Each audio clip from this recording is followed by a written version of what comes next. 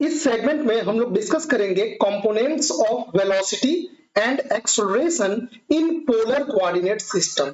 ये polar coordinate system की बात की जा रही है, ये 2 डायमेंशन में होता है। स्फेरिकल पोलर कोऑर्डिनेट सिस्टम की बात नहीं की जा रही है, उसको हम लोग नेक्स्ट सेगमेंट में देखेंगे। पोलर कोऑर्डिनेट सिस्टम जैसा कि 2 डायमेंशनल में होता है और इसमें जो कोऑर्डिनेट होता है वो आर और थीटा होता है। और देखिए यहाँ पे 2 डायमेंशन में मैं यहाँ पे एक कार्टेशियन कोऑर्डिनेट सिस्टम ले लेता हूँ, एक्स एक्सिस और दूसरा वाई एक्सिस, और ये यहाँ इसका ओरिजिन हो गया। अब कोई भी अगर पार्टिकल यहाँ पी है तो इसके 2 कोऑर्डिनेट होंगे आर, पहला आर, ओरिजिन ओ से इस पॉइंट पी तक की दूरी हो गई आर, और जो ये आर वेक्टर एक्स एक्सिस से जो एंगल बनाएगा वो हो गया थीटा।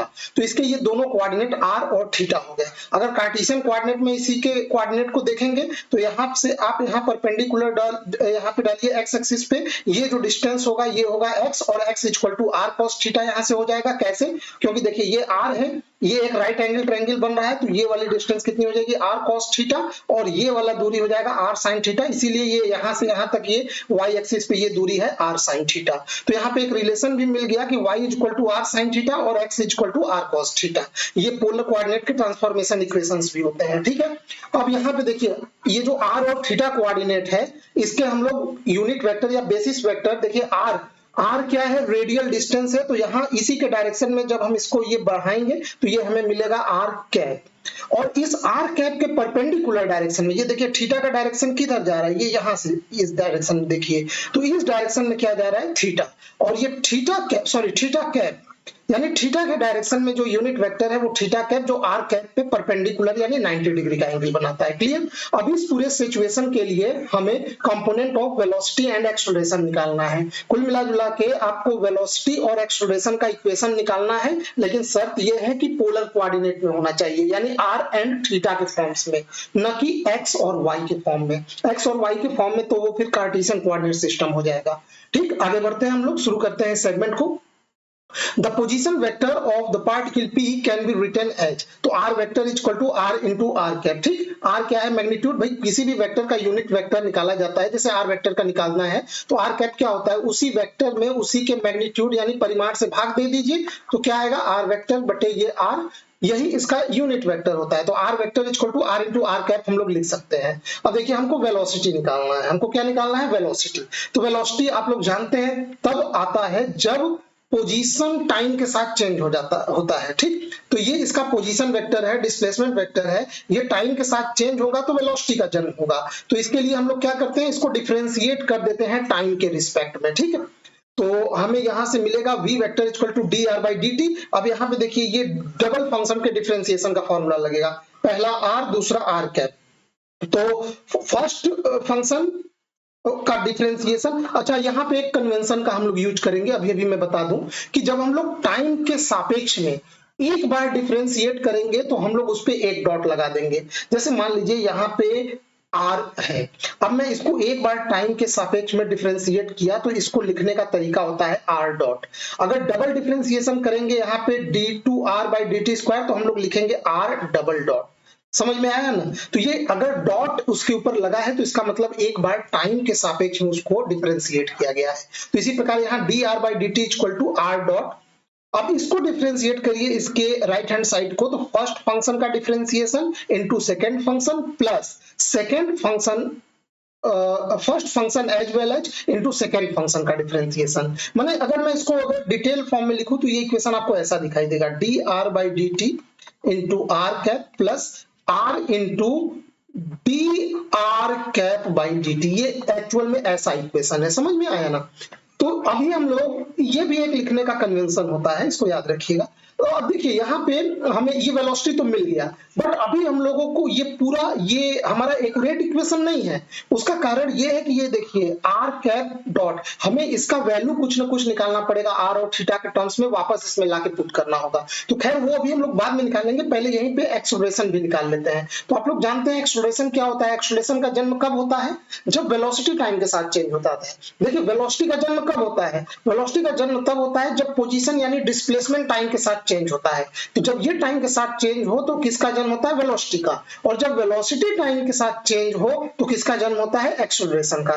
समझ में? इसको आप लोग रियल लाइफ में भी देख सकते हैं, जब तक कोई पार्टिकल स्टेबल है, स्थिर है, उसका पोजीशन वेक्टर चेंज नहीं हो रहा है तो उसके अंदर वेलोसिटी नहीं आएगा।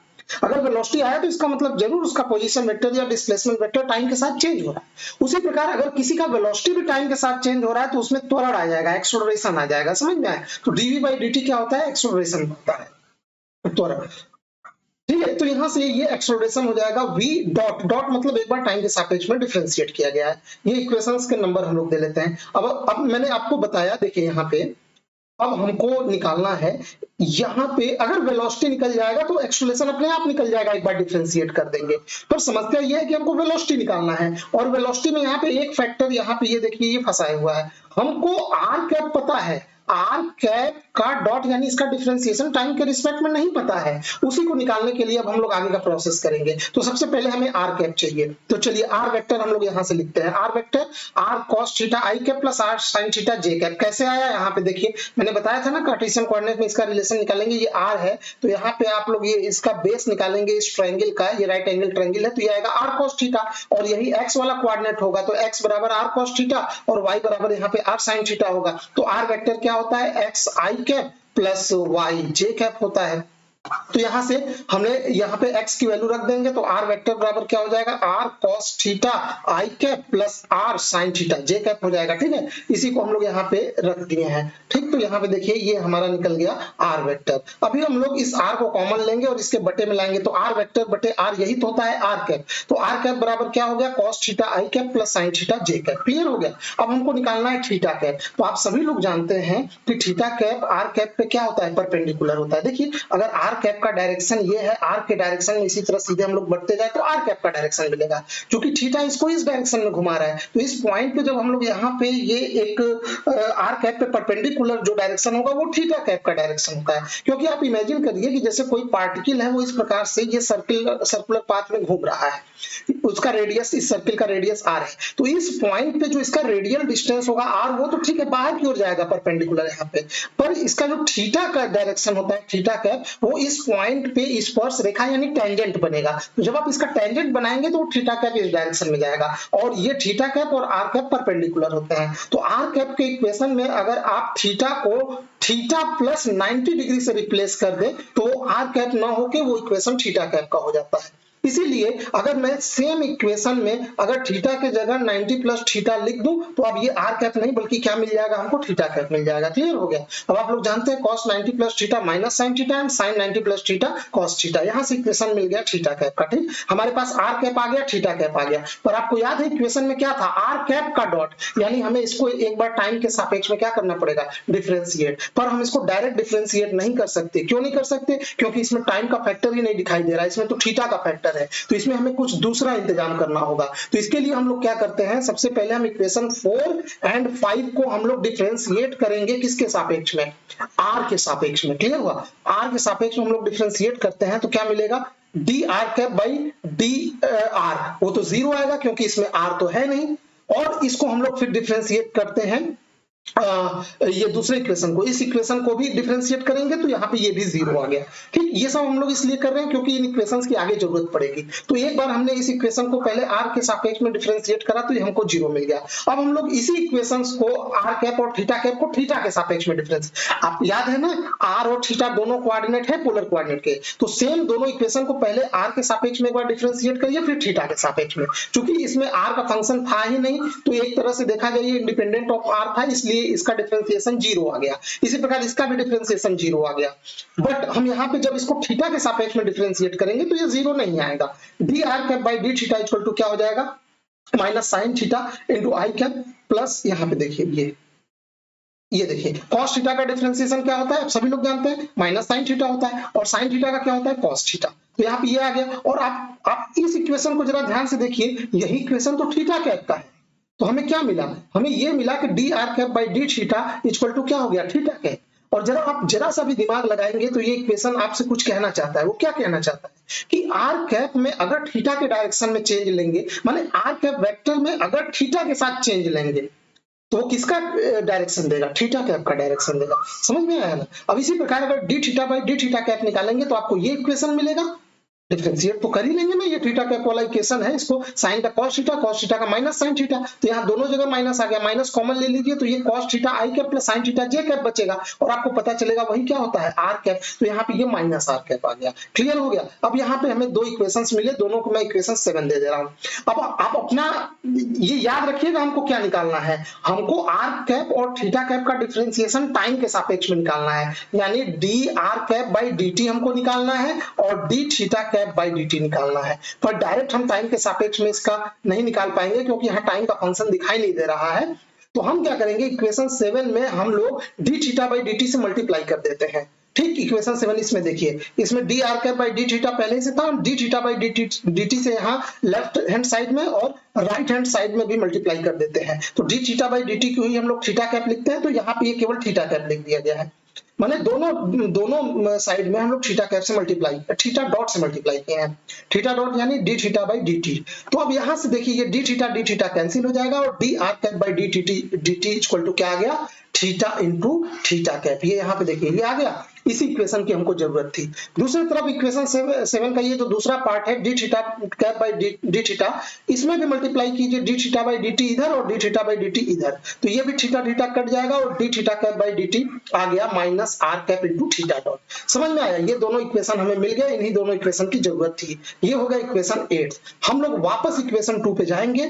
Now from equation 2 the velocity of particle is given by, वो क्या है वो आप लोग वहां पे लिख के रखे थे, शुरू मैंने बताया था ना वेलोसिटी, यहाँ पे देखिए ये वाला इक्वेशन वेलोसिटी। अब इसमें हम लोग इस वैल्यू को ले जाके पुट कर देंगे। ठीक, तो देखिए क्या निकल के आता है। तो जैसे ही हम लोग इस वैल्यू को यहाँ पे पुट करेंगे, ये देखिए R dot r cap plus R D r by d t, D r cap by d T, इसी को हमें पुट करना है। ये इसमें तो ये तो ठीक है, इसमें कोई दिक्कत नहीं है। आर डॉट आर कैप, जैसे ही हम लोग इस वैल्यू को यहाँ से देखिए इस वाले वैल्यू को पुट करेंगे, theta dot into theta cap, ये हमारा वेलोसिटी का इक्वेशन बन गया। एक्चुअल में ये आपको ऐसा देखने को मिलेगा, डी आर के ऊपर डॉट है यानी d r by d t into r cap plus r into d theta by d t into theta cap. ये एक्चुअल में ऐसा इक्वेशन आपको देखने को मिलेगा। क्लियर हो गया, तो ये हमारा वेलोसिटी आ गया। अब हमको जरूरत है एक्सेलरेशन की। ठीक है, हमको क्या जरूरत है, अब एक्सेलरेशन की जरूरत है। तो यहाँ पे हम लोग क्या करेंगे, ये जो वेलोसिटी वाला इक्वेशन है, अच्छा पहले यहाँ पे एक चीज और हम लोग कर लेते हैं, इनके कंपोनेंट्स को यहीं पे हम लोग रिजॉल्व कर लेते हैं। जैसे आपको याद है वेलोसिटी को हम लोग कार्टेशियन कोऑर्डिनेट में कोई भी वेलोसिटी वेक्टर है तो हम लोग क्या लिखते हैं, vx into i cap plus vy into J cap, Cartesian coordinate में ऐसे लिखते हैं। तो इस ये पोलर कोऑर्डिनेट में कैसे लिखेंगे, v vector equal to vr into r cap plus v theta into theta cap. इसका मतलब ये हुआ कि उसमें एक कंपोनेंट आर कैप का होगा और एक कंपोनेंट थीटा कैप का होगा।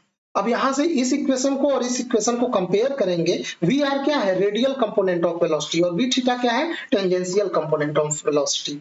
तो यहाँ पे मतलब इसको मैं एक बार मतलब समझा देता हूँ, रेडियल और ये टेंजेंशियल कंपोनेंट का मतलब आप क्या समझ रहे हैं। यहाँ पे ऐसे समझिए, मान लीजिए ये जो पार्टिकल पी है ये एक रस्सी में बांध के इस प्रकार से सर्कुलर पाथ में घुमाया जा रहा है और इस सर्किल का रेडियस है r। तो अगर मान लीजिए किसी भी टाइम इस रस्सी टूट गया तो ये पार्टिकल का जो इस पार्टिकल को सर्किल से बाहर की ओर ले जाने वाली वेलोसिटी होगा वो उसका रेडियल कंपोनेंट होगा, और जो इस पार्टिकल को थीटा कैप की ओर ले जाने वाला जो वेलोसिटी का कंपोनेंट होगा वी थीटा। और अगर इनका परिणामी देखा जाए तो वो समथिंग कुछ इस डायरेक्शन में भाग जाएगा, वो पार्टिकल अगर टूटेगा यहाँ पे। तो समझ में आया ना, तो एक पार्टिकल उसको रेडियली बाहर की ओर खींचेगा, सॉरी एक वेलोसिटी उसको रेडियली बाहर की ओर खींचेगा और दूसरा वेलोसिटी उसको टेंजेंशियली थीटा कैप के डायरेक्शन में खींचेगा। तो ये इसका मतलब हुआ, यहाँ पे वेलोसिटी के दो कंपोनेंट हमने रिजॉल्व कर दिए। तो इसको हम लोग पाएंगे कैसे, देखिए इस इक्वेशन को हम लोग क्या करेंगे, रेडियल एंड टेंजेंशियल कंपोनेंट हो गया और टोटल वेलोसिटी हमें निकालना है। तो क्या होता है, वो होगा under root v r square plus v theta square. ये टोटल वेलोसिटी मतलब इन दोनों का रिजल्टेंट जो अभी मैं डायरेक्शन में आप लोगों को बता रहा था। अब आप ये इक्वेशन 9 और 10 इसको कंपेयर करिए, आपको रेडियल कंपोनेंट और थीटा वाला कंपोनेंट का वेलोसिटी मिल जाएगा, अलग अलग मिल जाएगा। ये v r equal to r dot यानी d r by d t और v theta r theta dot यानी r into d theta by d t. तो देखिए रेडियल कंपोनेंट में d r by d t यही तो वेलोसिटी होता है रेडियली। ये वेलोसिटी पार्टिकल को रेडियली बाहर की ओर ढकेलने की कोशिश करेगा और ये वेलोसिटी जो है वो उसको टेंजेंशियली इसके परपेंडिकुलर इस डायरेक्शन में ले जाने की कोशिश करेगा वी थीटा वाला। और फिर दोनों का रिजल्टेंट क्या होगा, वो एक रिजल्टेंट उसमें निकालेंगे तो पता चलेगा कि वो फाइनली किस डायरेक्शन में जाता है। बट मैं आप लोगों को यहाँ बता रहा हूँ कि ये दोनों कंपोनेंट इस प्रकार से रिजॉल्व करके अलग अलग भी लिख सकते हैं। क्लियर? तो ये हमारा वेलोसिटी के दोनों कंपोनेंट आ गया। कभी कभी पूछता है एग्जाम में आपके कि रेडियल और थीटा वाले जो कंपोनेंट है, टेंजेंशियल कंपोनेंट है वेलोसिटी का, उसको अलग अलग आप लिखिए। ये तो एक ही में हो गया, ठीक है, ये एक ही में इक्वेशन है। ये इसका भी यहाँ से रिजल्टेंट आप लोग निकाल सकते हैं। रिजल्टेंट निकालेंगे तो अंडर रूट ये इसका कंपोनेंट यानी आर डॉट का स्क्वायर प्लस इसका कंपोनेंट का स्क्वायर यानी आर थीटा डॉट का स्क्वायर, जो कि आप यहां से भी करेंगे इस फॉर्मूले से भी तो सेम ही आएगा वही चीज। क्लियर? अब हम लोग बढ़ते हैं एक्सेलरेशन की ओर। एक्सेलरेशन निकालने के लिए आप लोग जानते हैं वेलोसिटी अगर टाइम के साथ चेंज हो तो एक्सेलरेशन का जन्म होता है, तो हम लोग वेलोसिटी को टाइम के सापेक्ष में डिफरेंशिएट कर देंगे। अब यहाँ पे आप लोग ध्यान देंगे, इसका डिफरेंशिएशन करेंगे तो चलिए डबल फंक्शन के डिफरेंशिएशन का फॉर्मूला लग जाएगा। यहाँ पे तीन फंक्शन है r theta dot and theta cap, तो पहले हम इन दोनों को एक साथ ले लेंगे और इनको एक साथ, तो ये डबल फंक्शन के फॉर्मूला बनेगा पहले। तो पहले एक काम करिए, पहले इसको डिफरेंशिएट करिए ये वाला पार्ट। तो देखिए पहले फंक्शन का डिफरेंशिएशन, दूसरा function as well as, plus पहला function as well as into दूसरे फंक्शन का डिफरेंशिएशन। तो चलिए इतने का तो काम खत्म हो गया। अब ये वाला डिफरेंशिएशन इसके ऊपर जाएगा, तो देखिए जैसे मैं यहाँ पे किया हूं, देखिए पहले फंक्शन का डिफरेंशिएशन इनटू दूसरा, ये पूरा एक साथ एज वेल एज, प्लस पहला function r as well as into दूसरा ये जो दोनों फंक्शन है उसका डिफरेंशिएशन अलग से। अब इसके बाद पूरा डिफरेंशिएशन एक बार और चलेगा, इनको एज वेल एज जितना तक तो जैसा है वैसे ही लिख दीजिए, यहां तक में कोई परिवर्तन नहीं। पर यहाँ पे ये इसका अगेन फिर से डिफरेंशिएशन होगा डबल फंक्शन का, ठीक, और आर का मल्टीप्लीकेशन दोनों में होगा, तो आर यहाँ पे दोनों जगह आपको दिखाई देगा। तो चलिए पहला मल्टीप्लाई यहाँ डिफरेंशिएशन करेंगे तो थीटा डबल डॉट यानी पहले फंक्शन का डिफरेंशिएशन, दूसरा function as well as, plus plus r तो यहीं से आया है तो ये दूसरा आर, ये आर यही वाला है जो दोनों मल्टीप्लाई हुआ, प्लस पहला function as well as into दूसरे फंक्शन का डिफरेंशिएशन टाइम के सापेक्ष में। आप समझ में आया ना कैसे ये इक्वेशन आया है? अभी आप लोग क्या करिए, आर कैप और थीटा कैप के कंपोनेंट को अलग अलग करिए। देखिए आर कैप यहाँ पे है, अच्छा एक बार और लिख लीजिए r cap r double dot r cap plus r, अच्छा हाँ इसका वैल्यू भी तो रखना पड़ेगा, d r cap by d t, समझ में? D r cap by d t का वैल्यू रख दीजिए, theta dot into theta cap. Clear? ये रखा गया। यहाँ पे कोई दिक्कत नहीं है, यहाँ पे सब सही है। देखिए जो भी यूनिट वेक्टर्स हैं अगर उनका डिफरेंशिएशन हुआ है तो उसका वैल्यू हमको रखना पड़ेगा। अब जैसे यहाँ पे कोई वैल्यू रखने की जरूरत नहीं है, यहाँ पे सही है, यहाँ पे आपको रखना पड़ेगा D theta by d theta cap by d T. इसका मतलब यहाँ पे ये ऐसे लिखा है थीटा कैप डॉट, तो इसका वैल्यू आपको यहाँ पे रखना पड़ेगा, ये हमने रख दिया, ये वैल्यू अभी अभी ऊपर निकाले हैं। अब आप लोग आर कैप और थीटा कैप को सॉर्ट आउट कर लीजिए। आर कैप का एक पार्ट यहाँ पे है, एक पार्ट यहाँ पे है, दोनों को कंबाइन करेंगे, ये माइनस आर कैप कॉमन ले लीजिए, ये आ गया। दूसरा इन सभी में थीटा कैप है और ये दोनों तो जुड़ भी जाएंगे ये वाले, तो यहाँ पे हो गया r theta double dot plus twice, ये दोनों जुड़ेंगे twice r dot theta dot और थीटा कैप कॉमन। तो ये हमारा एक इक्वेशन बन गया एक्सेलरेशन का। अब आप इसमें भी देख पा रहे होंगे कि इसमें दो कंपोनेंट है, आर कैप वाला का कोफिशिएंट और थीटा कैप वाले का कोफिशिएंट। मतलब अगर मैं इसको ऐसे लिखूं a equal to a r cap plus a theta theta cap, तो ये वाला जो कंपोनेंट है ये आर कैप के, इसको हम लोग बोलेंगे रेडियल कंपोनेंट ऑफ एक्सेलरेशन और ये टेंजेंशियल कंपोनेंट ऑफ एक्सेलरेशन। समझ में आया? और इसको हम लोग देखते हैं इसका वैल्यू कितना आता है। देखिए यहाँ पे, तो यहाँ पे ये देखिए ऑल्सो वी कैन राइट, हाँ ऐसे लिख सकते हैं, जैसा कि मैंने बताया ए आर क्या रेडियल कंपोनेंट ऑफ एक्सेलरेशन और ये tangential component of acceleration. Total acceleration resultant निकालना है तो इस फॉर्मूले से निकाल लेंगे, कोई दिक्कत नहीं है, सब आपको पता है। अब हम लोग क्या करते हैं, कंपेयर करते हैं, तो ए आर और ए थीटा अलग कर लेते हैं। तो मैंने बोला ये इतना पार्ट ए आर का है, इतना पार्ट ए थीटा का है, तो चलिए इसको लिख देते हैं, ये हमने यहाँ पे लिख दिया। अच्छा इसको फुल इक्वेशन में लिख लेंगे तो डबल डॉट है यानी d two r by d t square minus यहाँ पे देखिए r इंटू थीटा डॉट का स्क्वायर है, तो थीटा डॉट यानी एक ही बार डिफरेंशिएशन है, तो D theta by d t. अब क्योंकि इसका स्क्वायर है तो आप इसका स्क्वायर कर देंगे। समझ इसका मतलब समझिए, देखिए थीटा अगर डबल डॉट है तो ये है d two theta by d t square, अगर थीटा डॉट का स्क्वायर है तो ये d theta by d t का स्क्वायर है। ठीक है, तो यहाँ पे ये इक्वेशन लिख दिया। इसी प्रकार ये टेंजेंशियल वाले पार्ट का r theta dot plus twice r dot theta dot, तो r into d two theta by d t square plus twice d r by d t d theta by d t, ये radial component हो गया और ये हो गया tangential component. Clear हो गया? तो ये एक्सेलरेशन भी हमारे कंपोनेंट निकल गए। अच्छा, कभी कभी इसी में पूछ देता है कि ये component of velocity and acceleration निकालने के बाद पोलर कोऑर्डिनेट में रेडियल और टेंजेंशियल दोनों आप उस पार्टिकल के इक्वेशन ऑफ मोशन भी लिखिए। तो इक्वेशन ऑफ मोशन कुछ होता नहीं है, वो फोर्स का ही इक्वेशन होता है। तो f r equal to m into r, तो यहाँ m इंटू ये रेडियल कंपोनेंट, इसी प्रकार थीटा वाले के लिए m into a theta, m into a theta, इसी को बोला जाता है इक्वेशन ऑफ मोशन। ठीक है, कुछ अलग नहीं होता है। इसको जानते रहेंगे तो आपका एग्जाम में छूटेगा नहीं, वरना उस समय सोचते रह जाएंगे कि इतना डिराइव तो कर लिए और लास्ट में पूरा मैटर फंस जाएगा इक्वेशन ऑफ मोशन क्या होता है। देखिए, किसी भी पार्टिकल के इक्वेशन ऑफ मोशन में उसका फोर्स वाला फैक्टर आता है, जो फोर्स का इक्वेशन होता है वही उसका इक्वेशन ऑफ मोशन होता है। ठीक, और इस फोर्स को भी हम लोग अलग अलग टोटल फोर्स में लिख सकते हैं। Total force f vector equal to f r r cap plus f theta theta cap, मतलब ये यहाँ से इसमें आर कैप लगा के और इसमें थीटा कैप लगा के जोड़ दीजिए, फोर्स का इक्वेशन बन जाएगा। ठीक, अगर फोर्स का मैग्नीट्यूड निकालना है टोटल फोर्स तो under root f r square plus f theta square. Clear हो गया? तो यहाँ पे ये वेलोसिटी एंड एक्सेलरेशन हमने पढ़ा पोलर कोऑर्डिनेट में। ठीक है ना, polar coordinate, 2D polar coordinate. ठीक, तो आई होप आपको ये सेगमेंट पसंद आया होगा। वीडियो देखने के लिए आपका बहुत बहुत धन्यवाद।